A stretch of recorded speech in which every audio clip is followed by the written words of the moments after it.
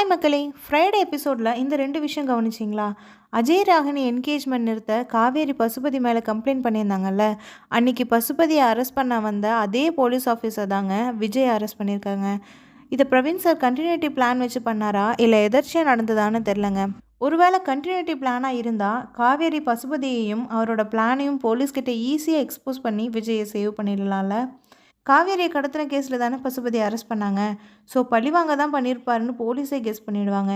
Maybe இதுக்காக தான் அதே போலீஸ் ஆஃபீஸரை இப்போவும் போட்டிருக்காருன்னு நினைக்கிறேங்க. அண்ட் இன்னொரு விஷயம், இனிமேல் வெண்ணிலா என்னை கல்யாணம் பண்ணிக்கோ அப்படின்னு விஜய் கேட்கவே முடியாதுங்க. அந்த அளவுக்கு காவேரி கேள்வி கேட்டு வெண்ணிலாவை லாக் பண்ணிட்டாங்க. உன் அம்மா அப்பாவை கொலை பண்ணியிருக்காருன்னு கேஸ் கொடுத்துருக்கும்போது அவரை கல்யாணம் பண்ணிக்கோன்னு எப்படி கேட்கலாம் அப்படின்னு செம்ம செக் வச்சுட்டாங்க. வெண்ணிலா பதில் சொல்ல முடியாமல் திணறி போனதை பார்க்க செமையாக இருந்துச்சுங்க. காவேரிக்கு அதிகமாக டைலாக்ஸ் கொடுக்கலனாலும் வேலிடான பாயிண்ட்ஸ் நிறைய கொடுத்துருக்காங்க. அதே மாதிரி பாட்டியோட டைலாக்ஸும் ரொம்ப வேலிடாக நல்லா இருந்தது. இப்போது விஜய்க்கு தெளிவாக புரிஞ்சிருக்கும் வெண்ணிலாவோட ட்ரூ கலர் என்னென்னு. நெக்ஸ்ட் எபிசோட்ஸ்லாம் இன்னும் விறுவிறுப்பாக போகும். வெயிட் பண்ணி பார்க்கலாம். பை.